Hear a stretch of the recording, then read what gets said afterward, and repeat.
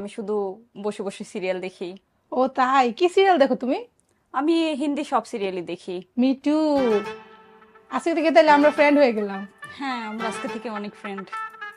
তুমি আমাকে সবকিছু বলবা সিরিয়ালে কি হচ্ছে, আমি যদি মিস করি কোনো এপিসোড, তুমি মিস করলে আমি তোমাকে বলবো, ঠিক আছে? আচ্ছা।